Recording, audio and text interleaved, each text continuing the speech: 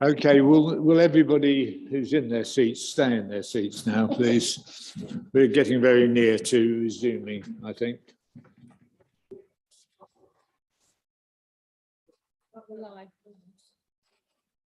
Okay, that's fine. We're in the middle of Councillor Trapp questioning to the chairman of Whitford Parish Council. I think I finished my questioning and was waiting an answer or response. Well then, can we have your response, please, Councillor? Sorry, I'm sorry. Could you quickly repeat the question? Yeah. Yes, we have notes here. We can tell you where you got to. Okay, Caroline. You had just told Councillor Trapp that you found his question hard to answer on a personal basis, but that you believed that the Neighbourhood Plan Committee had been aware of the issues with the award ditch.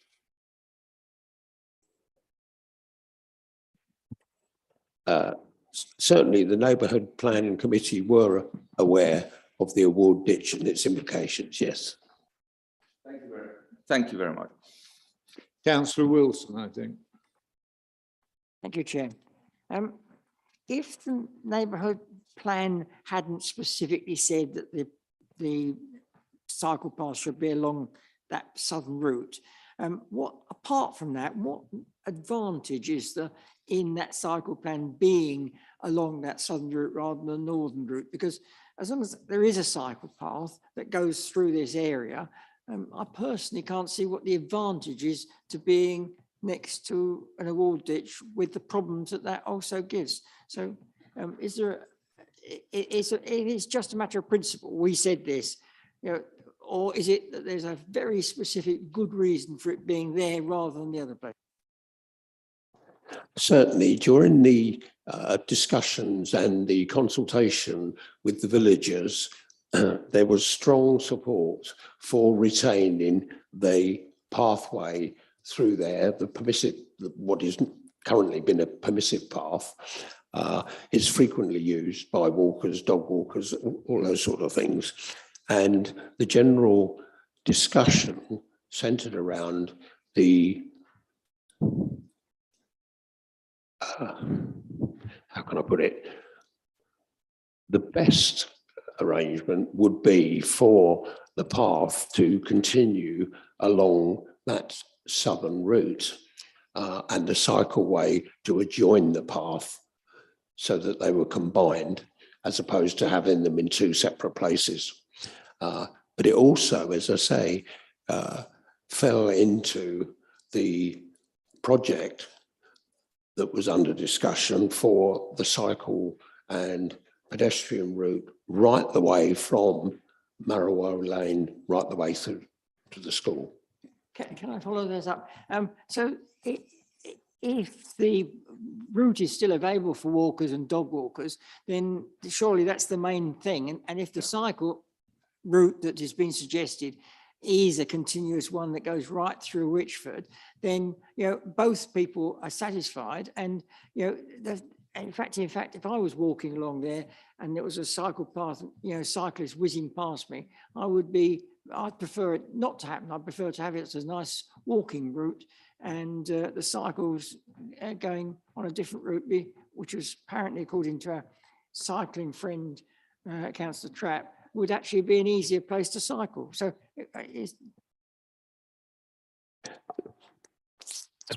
throughout East Cambs, there are shared cycle and pedestrian routes running through Whitford and running out of Whitford towards Ely. There is a shared route, and we believe that that is a positive way forward.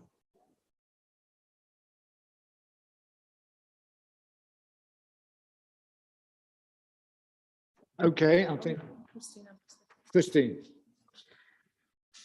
What would the cyclists do when the ground team are in action with large pieces of plant, clearing the dike, spreading mounds of earth and whatnots?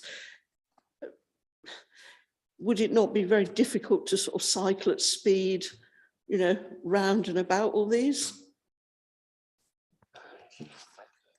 Certainly, yes, but that's no different to any maintenance work that's being done on footways or roadways even. You know, there are restrictions to people using paths. That also would be an event that happens once every 5 years. And I'm quite sure that cyclists and pedestrians would be quite happy to comply with any restrictions of use during those periods. Okay, thank you very much indeed. Sorry we've had a disruption. And Thank you for listening. and I'd now like to get to comments from the officer. You've got your microphone on still. Thank you. Thank you, Chair. I think it's just for me to sort of reiterate. Let me go back to the situation. There is the award ditch. We know the reasons behind why a cycle path in this location cannot be provided, and that it's provided to the north. If we were to say we are going to stick with having the cycleway to the south, we are going to be pushing a number of dwellings quite forward, close to the A142, where you're going to have issues with noise and possibly delivering less affordable houses. So I think that's something that, you know, we need to consider. So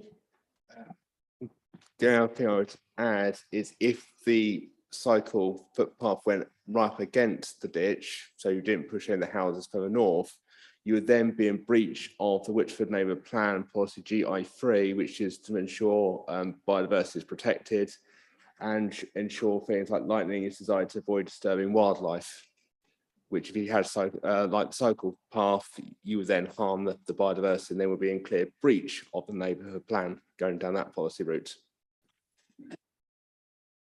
Thank you. Have we got any more comments from the officers? If not, I'm being asked. May I ask a question of the officer? Is this appropriate or? We're just about to, we haven't even quite got there, but we're about to get there. So now it's a question of, the officers have finished making their comments, so now it's members' comments or questions to the officer, and Councillor Stubbs, you're the first question. Thank you, Chair. Tony, the Chair of Whitchford Parish Council referred to the Parish Council's comments about East Cams were potentially considering objection because the Parks and Open Spaces manager had mentioned the cost of maintaining a cycle path and the impact it would have on the award ditch maintenance. And I've looked through the papers. I saw the Parks and Open Space manager's comments, but nothing that actually reflected what the chair said. Could you explain that a little bit further to me? Like yourself, I didn't sort of read it as a monetary cost, if you like. They were talking about it as a carbon cost and biodiversity cost. That was my understanding anyway. Thank you. Okay. Now, I've got a question which I'd like to ask. The Whitchford Parish Council were concerned about the real cost in pounds, shillings and pence. And if we gave approval and if that ditch was maintained, would it be responsibility of the housing association or the residents or this authority? Whose responsibility would it be? The award ditch is under the responsibility of ourselves. Of East Cams. East Cams. So there's no cost to Whitchford Parish Council of maintaining that ditch? No. Okay, thank you. Councillor Brown. Thank you, Chair. I'm throwing this in now as a straight question to officers. Can we, just as we have standard conditions for soft landscaping and materials that go with everything, you know, every planning approval, can we have one for EV charging so we don't get into the same debate at every planning committee and on every application, please? Yes, I mean, it's something that we have done on a number of our sites because developers have come forward. And actually what will change in the future is the building regulations are changing from the 15th of June, which require electric charging points, but there's an implementation period. So actually, I think it's till sometimes 2023. If they've started building before then, they don't automatically have to do it, but after that they will. So I'm happy to put saying, but it will very much be in the short term because then it will be taken over by the changes to building regs that are coming in. Okay, members, we now move into the debate section. And it's up to you and who's going to lead the discussion. Well, it's your choice. You put your hand up if you want to speak. Councillor Huffer. Right, okay. So from what the gentleman at the parish council was saying, they quite like the idea of people being able to walk along the permissive path with their dogs. Personally, as a dog owner who absolutely loves to chase bicycles, having a bicycle path, cycle-along path along a permissive walking route would be an absolute nightmare. I'm also deeply concerned about the impact on the biodiversity of having not just the area for the ditch to be cleared. So I understand that you're going to have quite a wide path. So you're going to have to put tarmac down, which is going to destroy the biodiversity down there. You're going to have a cycle lane and a walking lane in order to be able to keep everybody safe. And then you're going to have to light it all to make it even safer. So anything that is precious living in that ditch is going to die, is going to suffer. Its habitat will be changed beyond recognition. If it's left as it is with a permissive path for people with dogs to walk along or just amble through as it is, I personally think that is the most reasonable solution. And the cycle path, which will be well lit, tarmacked, and links up with the other cycle path. I know it's not what Wishford Parish Council think they want, but actually I think if they thought really hard about it, this is the best, most practical, reasonable solution that will not destroy wildlife. And I feel quite strongly that we cannot allow the wildlife. Stood in that field today and thought, you know, how many animals' lives are going to be completely disrupted? At least we can leave that area undisrupted, if nothing else. So I'm personally quite happy to propose that we go with the officer's recommendation to approve the application. Councillor Wilson. Beg your pardon. Councillor Trapp, I beg your pardon. So we have a proposal from. Far be it from me to second it. I could second it, but I won't. I'd allow Councillor Wilson, I think, to put his hands up. For so we move to Councillor Wilson. I've part of the finished debate. I beg your pardon. I can only I'm just cut off at sort of tremble and wait for your amplified. comments, Councillor. I do support roughly what Councillor Huffer has been saying. I think it seems to me, and I may be wrong, that the current path is going to stay in the current state. And all that's happening and having a cycle path there, I think will be detrimental to it. I think the idea of that cycle path around the northern boundary, joining up is actually far more preferable than going through those corners there, and also coexisting with the nature, exactly. And I think we're not having anything worse. We're not reducing anything there. We're actually increasing things. So I would actually support the fact that this is the better plan there. And also, I think it will mean less noise for the inhabitants there. And I think if it was a market housing, one would think about it a bit more. But I think given it's going to be 100% affordable, I'm all for it. And I'm delighted that we're going to have 4-bedroom houses as well as affordable housing. Okay, thank you, Councillor Pratt. Councillor Willis. I think I was going to say very similar amount as the previous people have said, but I think in addition to the argument about the beneficial of having a cycle path, because after all, I suspect that what the plan for the village was there should be a cycle path. The exact location of it is not really relevant, I think, to the majority of people who voted for the neighbourhood plan. However, the most important thing is we're going to get some affordable housing, which is desperately needed in Whichford, and let's get them done, started straight away. If we don't approve this plan, then we're going to delay the affordable housing probably by a year, and you know, there'll be people who won't have got the housing. So let's get on with it, and I'm perfectly content to second the Councillor Huffer's proposal that we accept the officer's recommendation. I'll force it if Councillor Trapp is thirding it. Let's get on with it.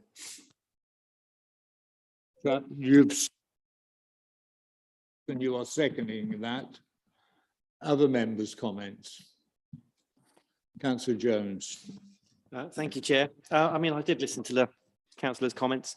I mean, I know he said he felt that it could accommodate, they could accommodate a plan with 40 houses on, but I am sceptical of that fact, given that location. And unless you can really bring a plan to sit and say how it can be produced, I think we need to go with what we've got and what we can see in real life, that there are many factors contributing to this, noise being the major one, that if we push it too far north, they won't be suitable living housing stock for the residents. So, you know, I think we need to keep the houses pretty much in that position, which, given the fact that we're not losing anything, we're just not gaining a permanent sort of cycle path there. I feel this is quite a good compromise overall, and I think I'll be in favour of this one as well.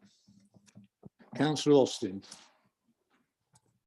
I don't know whether it's appropriate at this minute, but I've been listening very carefully to everybody. I'm wondering how many, you know, people say, oh, this is much needed housing for the people of Whichford, but how many Whichford people are likely to be purchasing?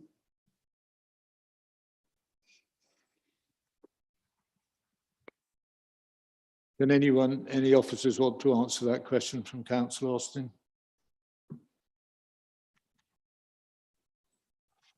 I mean, I can't say for sure that it's all for Whichford residents. All that I know is that in consultation with the housing officer, it meets what the requirements are from their point of view. Okay, I'd like to make a comment. I've actually had sleepless nights over this issue because I'm quite aware of what was in the neighbourhood plan, and I'm quite aware of what is actually written down. And I know the work that goes into getting a neighbourhood plan. But then I've had to try and think to myself, I represent Whichford. I was trusted by the members of Whichford and the Streatham ward to do the best for them. And I believe that this plan is in the best interests of the people who live locally. And when I've heard my colleagues speaking, they've almost put, highlighted everything that I would have done. So I think it's with great, I have to weigh that up because I'm a local member as well here, and I'm aware of what the parish council have said, but I do believe that, for example, moving houses nearer to the A142 is not a good idea. We're talking about particulates, we're talking about pollution, noise, vibration, and possibly even danger to kids and things like that. So I believe that we cannot make everybody happy, but I actually believe that what we seem to be likely to do today will make the greater majority of people happy. And when they have time to see it and live with it, I think it will be the right decision. Well, I'm convinced it will be the right decision. So that's how I'll be voting. And we have Councillor Stubbs. Thank you, Chair. Like yourself, as the other member of the local member for the Streatham ward, with which it encompasses, I too have struggled with this one because obviously we always listen very, very closely to what the parish councils say, and I too know how much work's gone into the Whichford neighbourhood plan, and how much continues to, because I know they're looking to sort of refresh their plan. So that's why I was a little bit surprised when I heard that the climate change working group had supported the decision for the parish council to object, because as Councillor Hunt's just said, you can't satisfy all the conditions of the neighbourhood plan, which I do hold in the utmost respect. But, you know, biodiversity is really important, and, you know, we would be we've already mentioned, the officers mentioned GI3, the policy that's been consulted, which will be complied with if we go with this one. TI, which is that connectivity, which will be complied with. The affordable housing, you know, that goes without saying, that how important it is that we need these homes. And it just makes more sense about maintenance of a ditch. And I think Councillor Huffer summed it up really well about the fact that that path we walk today, the permissive path, you know, that would be hugely destroying that area if it were to be concreted over and all the other things. And Councillor Trapp mentioned about moving the homes towards the A142. That wouldn't be practical for people. And I also think the developers have worked very hard with the parish council, with officers, to sort of come to a compromise when they've actually improved on the plan that they, or the application they originally put forward. So I'd never like to go against the wishes of a parish council, particularly one in my ward, but I think I'm also going to be looking to support the application as well today. Thank you very much. Well, Mr. Trapp, you haven't said much today, so if you'd like to take the floor. Please, Chairman, this is actually through you, of course, as Chairman, to Councillor Councillor Austin, sorry, my name, about affordable housing need for. We've just been completing a neighbourhood plan for Swaff and Bulbeck, and it's a smaller location than Witchford, smaller number of houses, but we've seen evidence that affordable housing is necessary. There's quite a number of families who would like to stay in the neighborhood with their parents or grandparents, but cannot afford the prices of some of the houses. So affordable housing would keep generations in the same locality, is my view. That's based on what we have from this Swaff and Bulbeck neighborhood plan. Okay, thank you. As I assume the debate's finished. We have a proposal from Councillor Huffer to go with the officer's recommendation.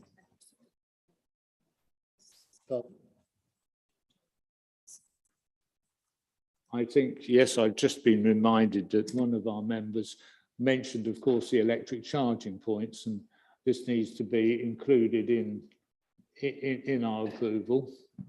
And the item would be seconded by Councillor Wilson. Councillor Wilson, are you happy that it includes electric charging points?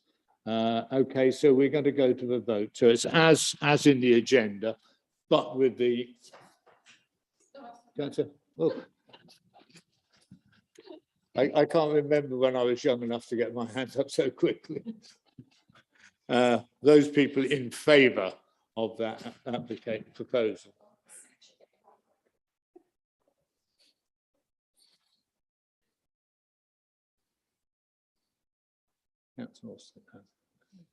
Okay, and those against? And those abstaining? That's 9 votes in favour, no votes against, and 1 abstention. Thank you very much indeed. So that is passed. And any members of the public who wish to leave are welcome to do so now. They are, of course, totally welcome to stay on for the rest of the meeting. Thank you.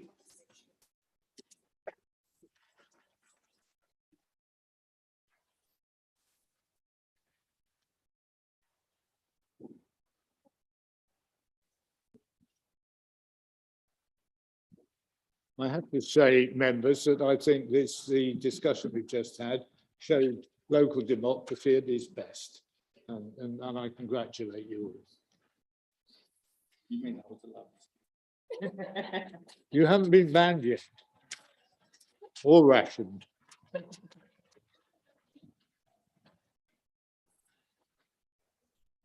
Okay, we move on to Catherine, item number 7 in Soham.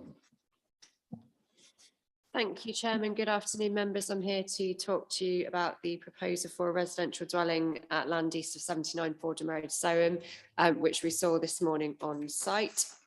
So the above map shows the outline of the site in red. Members will also see the green box to the left-hand side of the red box. It covers the area of tree protection that you would have seen this morning. The image now shown shows an aerial view of the site. You can see the water tower to the north and 79 Fordham Road to the east. And you'll also see the yard to the rear of the site as well. This is the site in context between Soham and Fordham. So the proposal seeks for the construction of one dwelling at land east of 79 Fordham Road.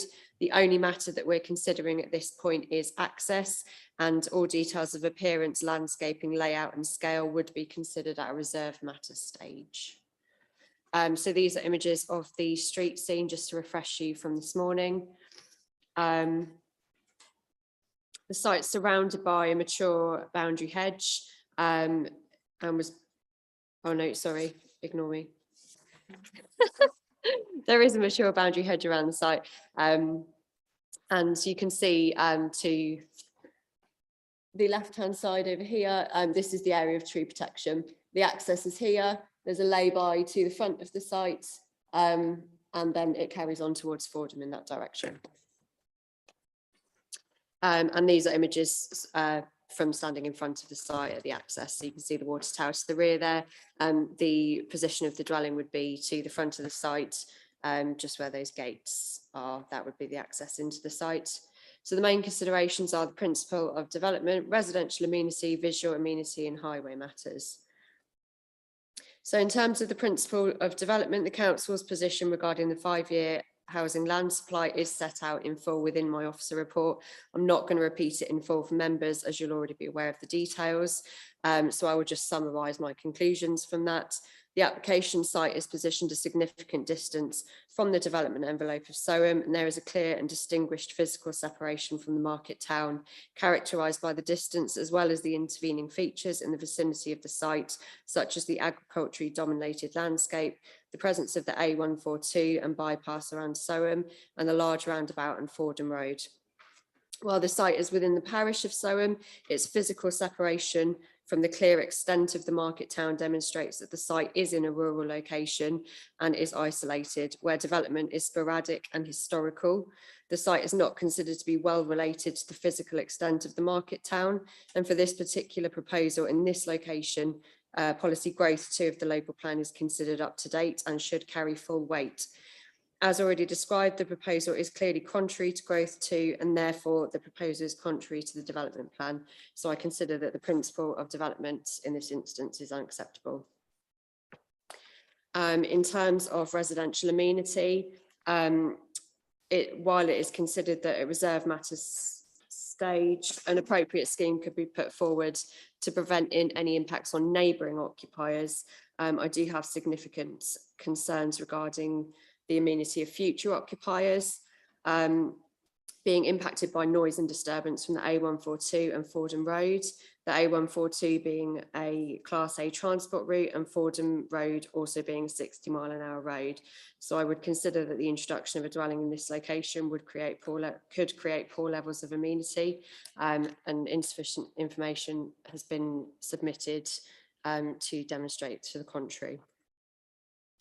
In terms of visual impact, while the details of the appearance, layout, scale and landscaping aren't considered at this stage, the general visual impact of inserting a dwelling into this site can be given consideration. The introduction of a dwelling in this location would be visually intrusive in the appearance of the landscape and would be out of keeping with its rural setting. A dwelling would appear at odds with the pattern of dwellings within the area, which are sporadic and historic. The introduction of a dwelling in this location would result in an urbanising incursion of development into the open countryside, which further erodes the separation between Soham and Fordham. This would cause significant and demonstrable harm to the character of the countryside and the key views into and out of both settlements. In terms of highway safety, the local highways authority has reviewed the proposals.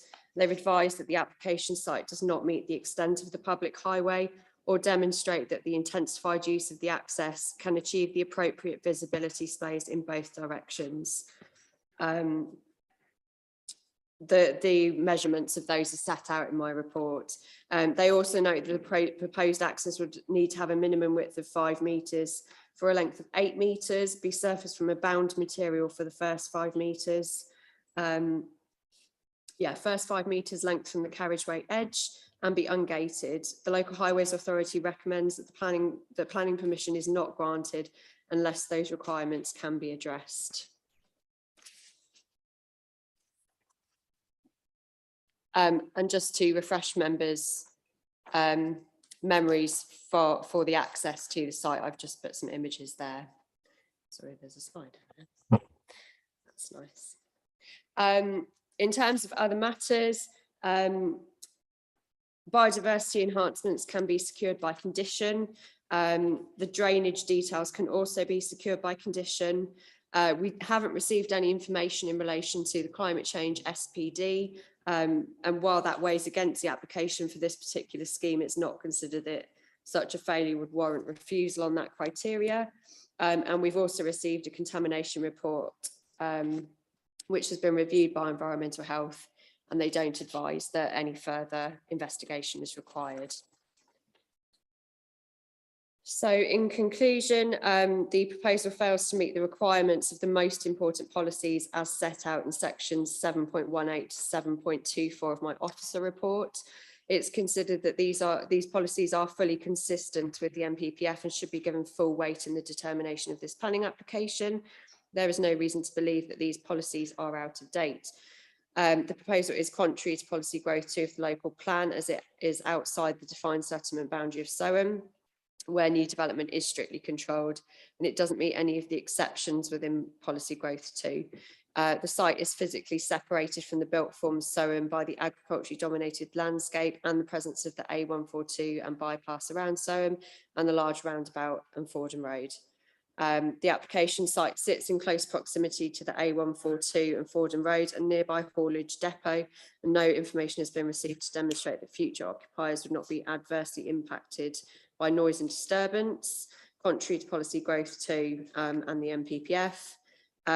The development would be contrary to policy MV1 and the NPPF in terms of the introduction of development into a sensitive countryside location, and that would erode the separation between Soham and Fordham. And finally, there are also concerns with regards to the proposed access and insufficient information to demonstrate that this wouldn't prejudice highway safety. So I've recommended the application for refusal. If anybody has any questions, I would be happy to answer those. Thank you.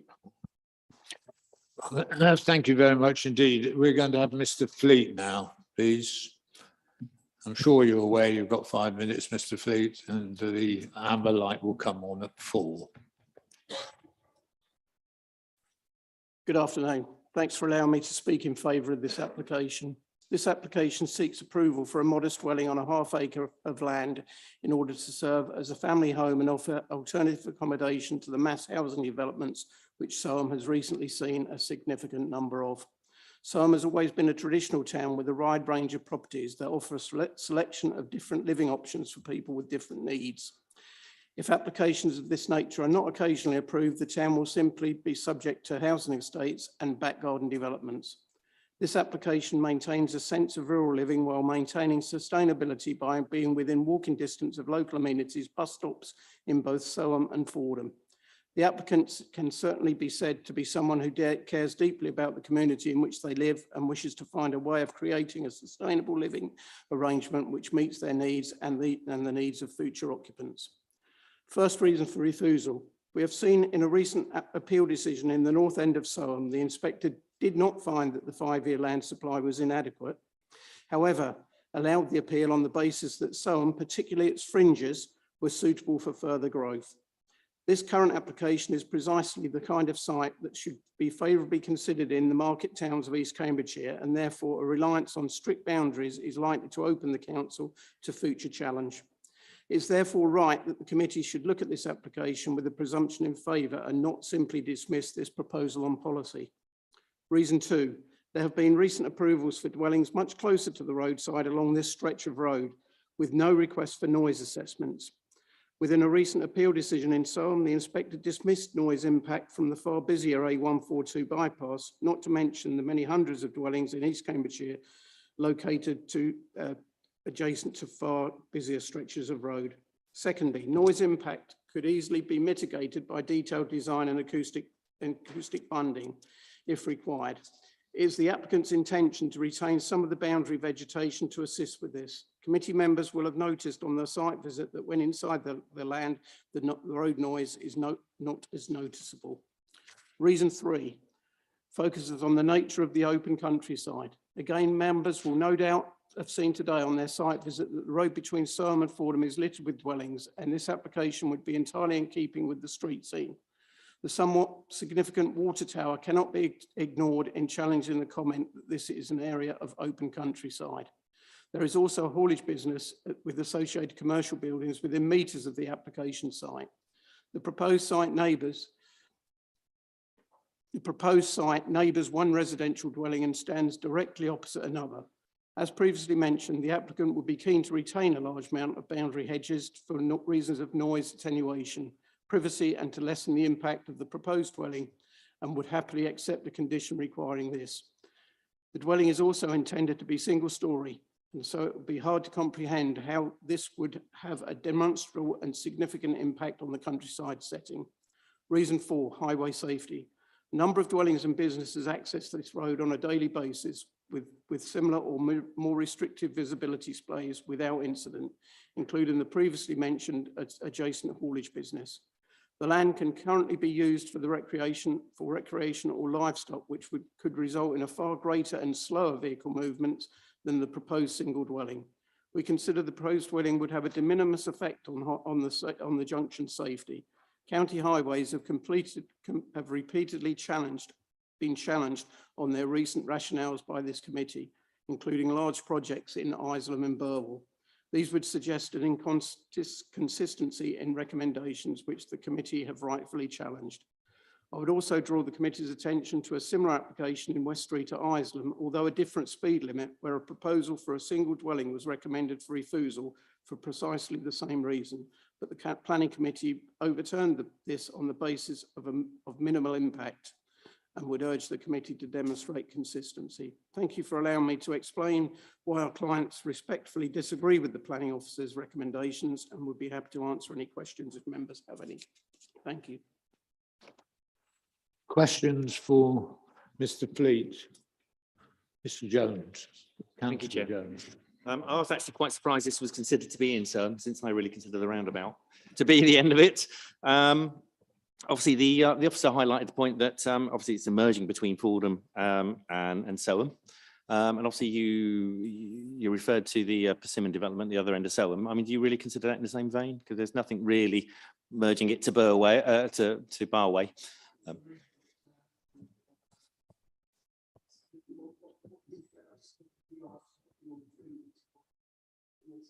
Mr. Fleet, can you turn your microphone on, please? Thank you. Sorry. I think we're just considering it that it is a fringe of Soham, although it be on the southern end of the town rather than the northern end as the Persimmon site.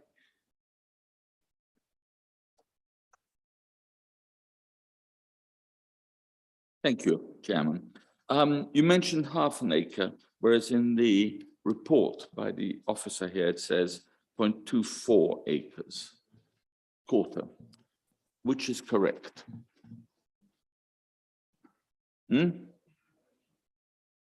So you inflated the acreage. Yeah, when you're speaking, can you put it? Apologies. The overall size of the site is a half an acre, but obviously we've only applied for half of that. Not to suggest that we'd be ever making another application for another dwelling.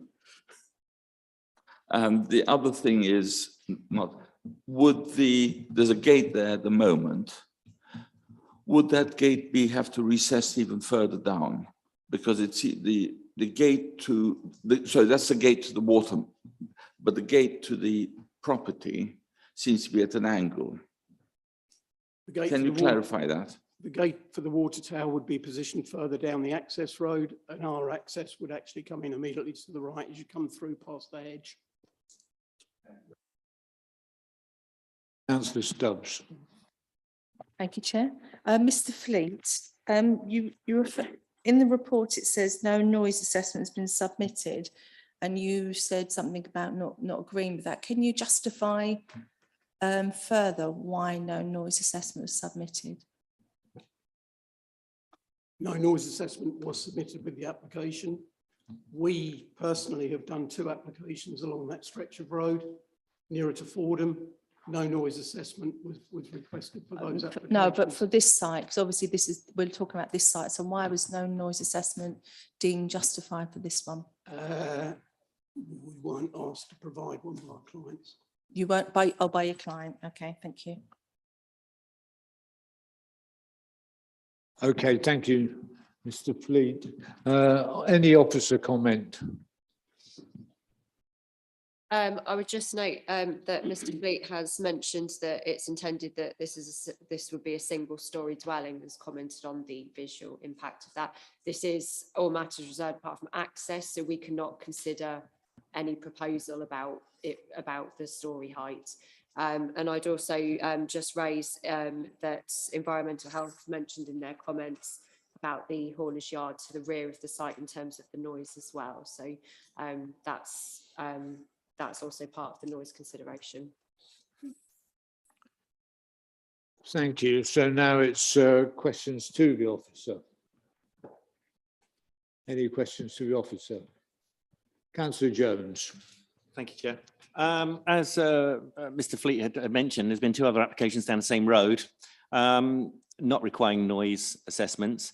Is it just because of the location it's slightly closer to the 142 compared to the others, why it's needed in this case? I'm not sure where exactly those sites are. If they're closer to Fordham, there's potential that it could be within the 40-mile-an-hour limit. It changes further down the road. This part of the site is 60-mile-an-hour road, and it's also in close proximity to the 142. And I believe if you look, bear with me 1 second. If you look further towards Surrey, this distance increases, whereas this towards the roundabout is closer. So I don't know the exact details of the other sites that Mr. Fleet is referring to, but I have discussed with environmental health, and noise is a concern in this case. Okay, members, we're now moving into debate. I beg your pardon. Are you going to do you want to speak? Please do. Oh, this is debate. So we're on debate. I'm getting confused by my assistant. Thank you, Chair. Now we've got Councillor Brown. No, I'm stopping there. All right, well, go ahead. Thank you.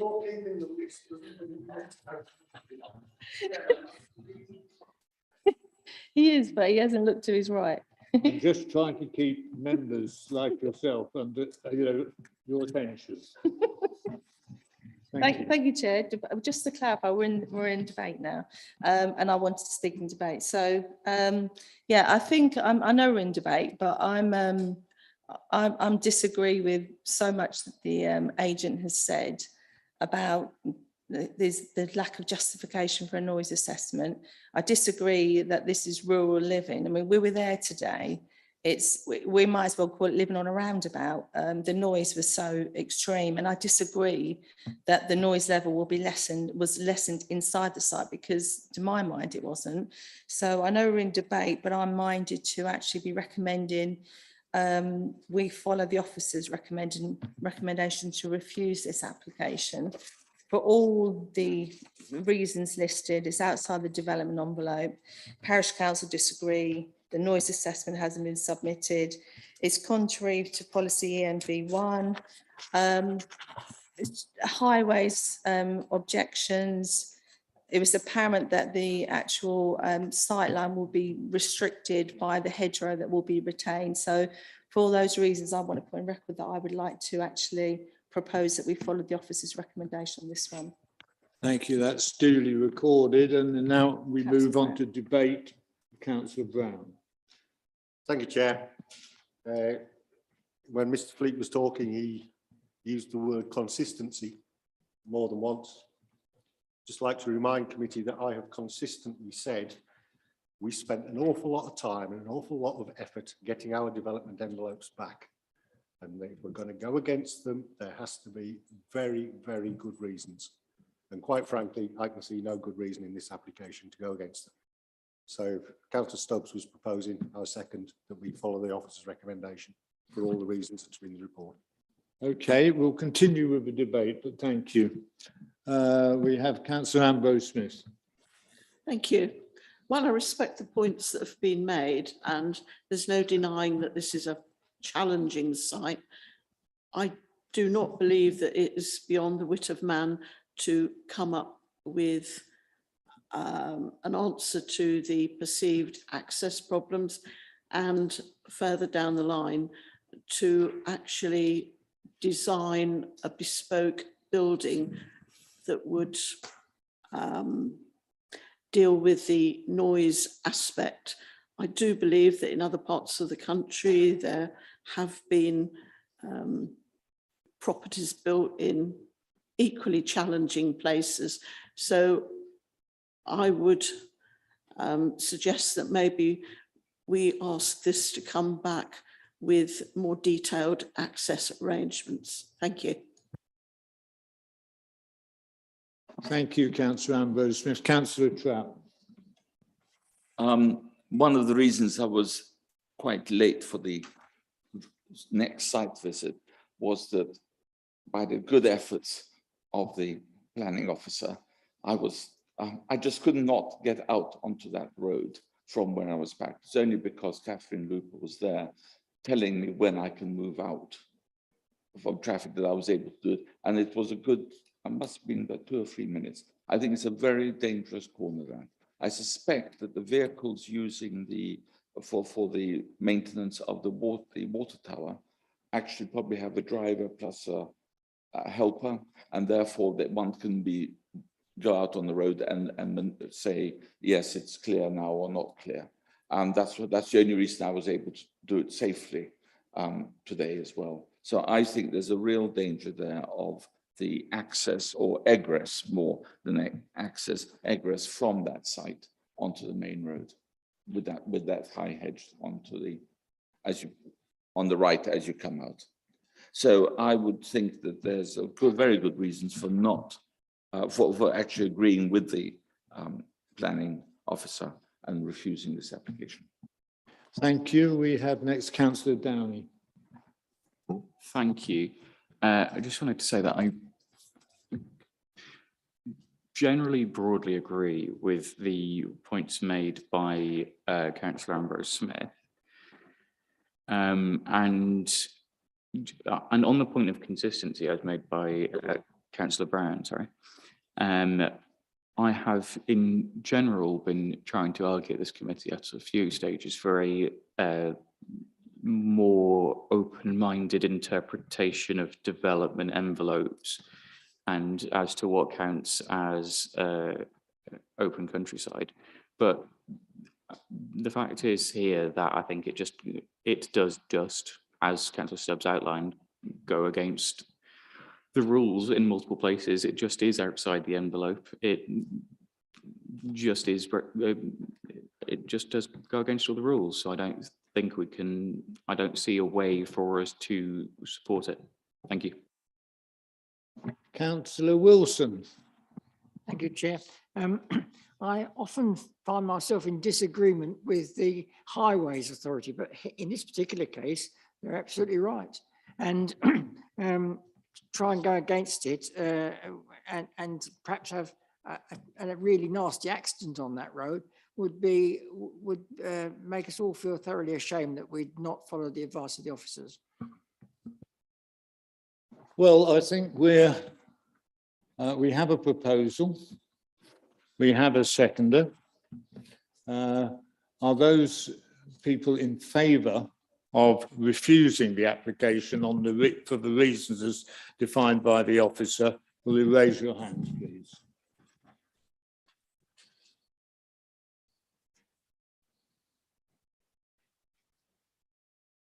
Okay. Will those people who disagree with that and are against that please raise their hands? Will those people who are abstaining please raise their hands? That's 9 votes in favour, no votes against and 1 abstention. Okay, so the officer's recommendation is accepted and that application is refused.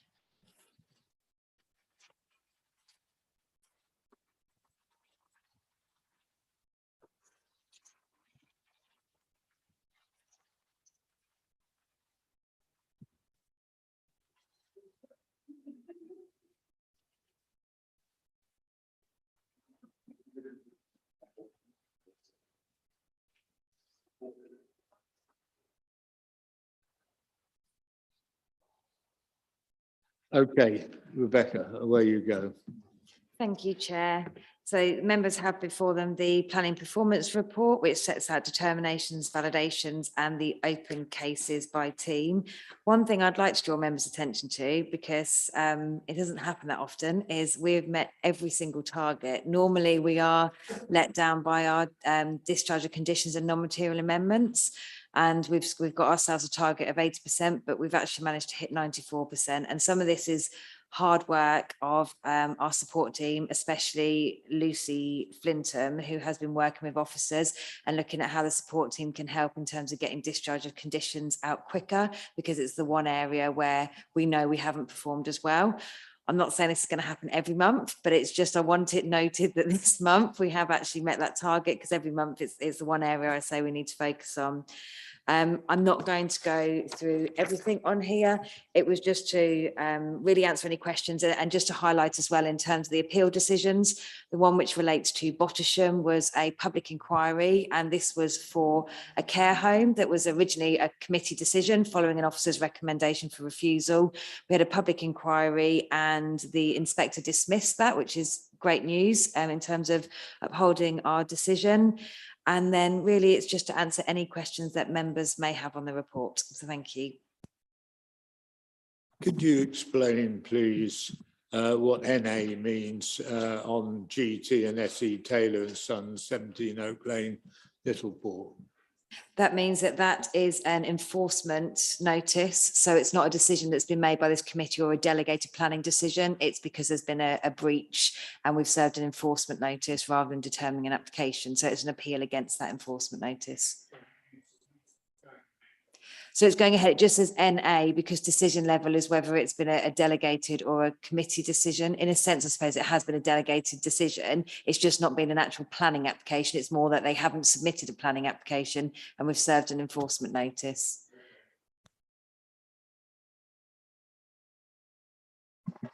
Any more questions or anything? Well, in which case I'd like to just say what a pleasure it's been to serve with you this afternoon. I think we have a very efficient and excellent planning department, and I think it's backed up by members cooperating and avoiding some of the attitudes that happen in other places. But thank you for your cooperation.